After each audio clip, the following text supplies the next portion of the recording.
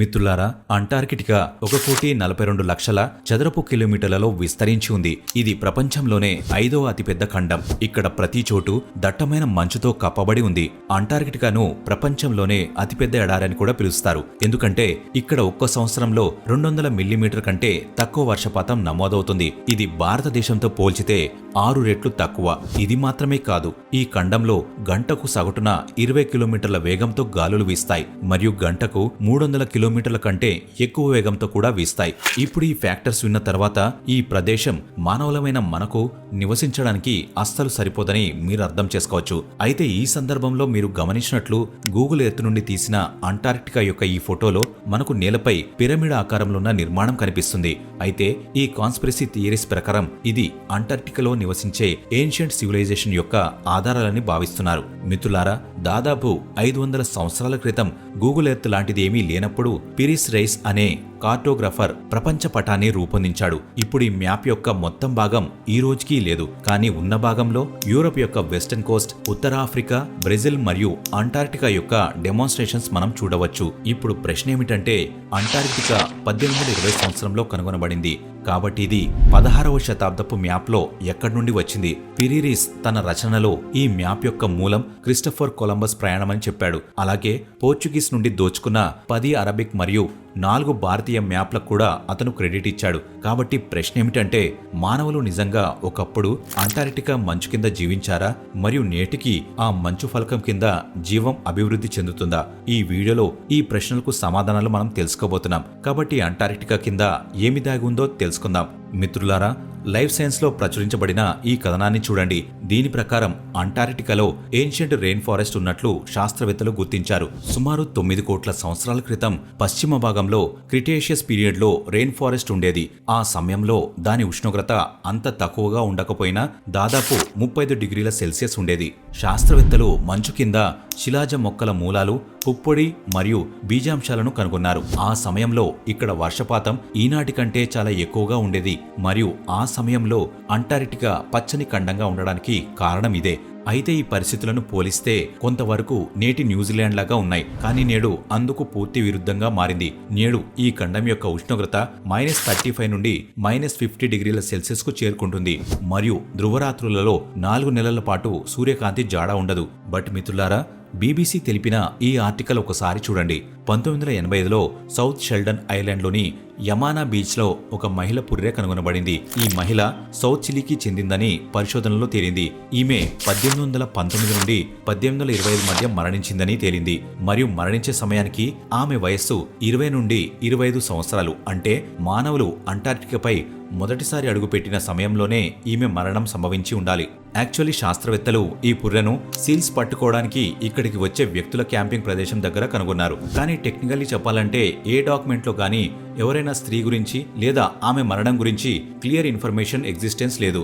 ఇప్పుడు ఈ పుర్రె దాదాపు 200 సంవత్సరాల నాటిది.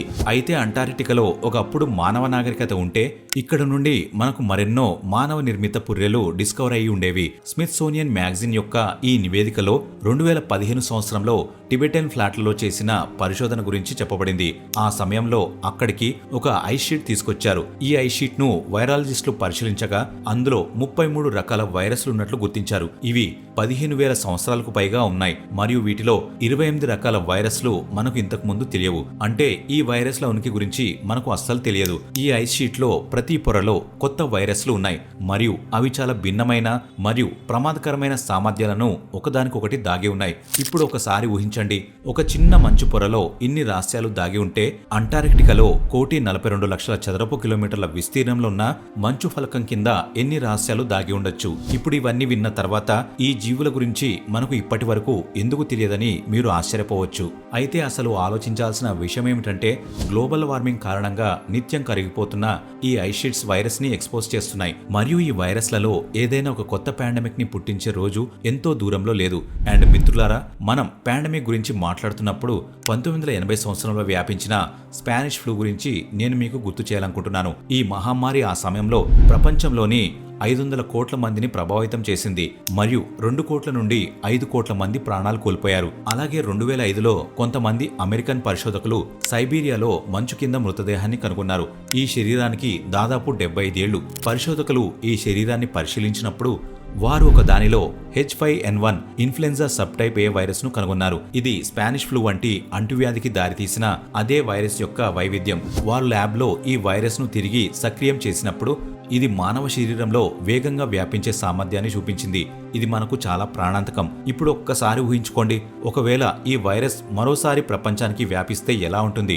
ఊహించడానికి చాలా భయం వేస్తుంది. ఇలాంటి మిలియన్ల సంఖ్యలో తెలియని వైరస్లు అంటార్క్టికా మంచు కింద దాగి ఉండవచ్చు.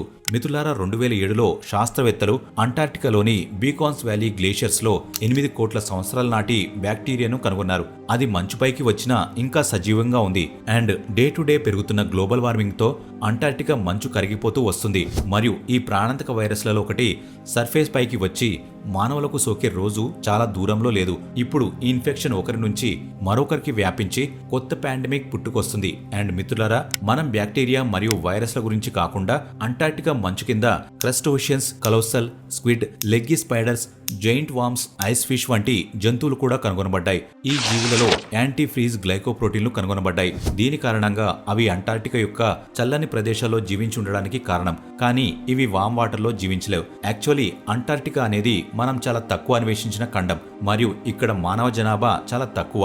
ప్రపంచం నలుమూలల నుండి పరిశోధకుల బృందాలు సంవత్సరంలో కొన్ని నెలలు మాత్రమే ఇక్కడికి వస్తుంటారు. అండ్ మిత్రులారా, ఈ ఇండియా టైమ్స్ కేసు కథనాన్ని ఒక్కసారి గమనించండి.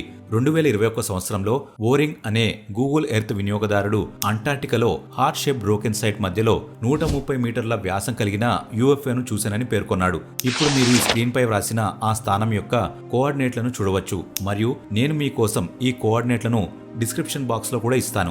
మీరు కావాలంటే మీరు దాన్ని శోధించవచ్చు. అయితే ఇది నిజంగా క్రాష్డ్ UFOనా? వెల్, దాని గురించి ఏమీ చెప్పలేం. ఎందుకంటే అంటార్క్టికాలోని ఈ ప్రాంతానికి చేరుకోవడం చాలా కష్టం మరియు ఇక్కడ హెలికాప్టర్లు చాలా తక్కువ దూరం మాత్రమే ప్రయాణించగలవు మరియు విమానాలు ఇక్కడికి వెళ్లలేవని మీకు తెలియజేస్తున్నాం. కొంతమంది శాస్త్రవేత్తలు దీనిని ఏన్షియంట్ ఇంపాక్ట్ క్రియేటర్స్ అని భావిస్తారు. అండ్ ఇది మంచు షీట్ కారణంగా మెరుస్తూ కనిపిస్తుంది. అయితే UFO క్రాష్ అయినట్లు క్లెయిమ్ చేస్తున్న వ్యక్తి కూడా నమ్మదగిన వాడు కాదని నేను మీకు క్లారిటీ ఇస్తున్నాను. ఎందుకంటే ఇంతకు ముందు కూడా ఆయన ఇలాంటి వాదనలు చాలానే చేశారు. కొన్ని సంవత్సరాల క్రితం అతను మార్స్ లో మానవ ఎముకను పోలి ఉండే నిర్మాణాన్ని చూశానని కూడా పేర్కొన్నాడు. అండ్ ఇప్పుడు అంటార్క్టికాలో కనుగొన్న ఈ పిరమిడ్ స్ట్రక్చర్స్ కూడా ఫాల్స్ ఇన్ఫర్మేషన్ అని మీరు అనుకోవచ్చు. వెల్ మిత్రులారా, ఈ పిరమిడ్ స్ట్రక్చర్స్ అంటార్క్టికాలో ఎల్స్వర్త్ మౌంటైన్స్ రేంజెస్ లో నిజంగానే కనుగొన్నారు. శాస్త్రవేత్తల ప్రకారం ఈ పర్వత శ్రేణి సుమారు 5 కోట్ల సంవత్సరాల పురాతనమైనది మరియు ఈ ఫోటోలో మనకు కనిపించే ఈ పిరమిడ్ వంటి నిర్మాణం కూడా పర్వతమని, దీని ఎత్తు మౌంట్ ఎవరెస్ట్ కంటే 6 రెట్లు చిన్నదని చెబుతున్నారు.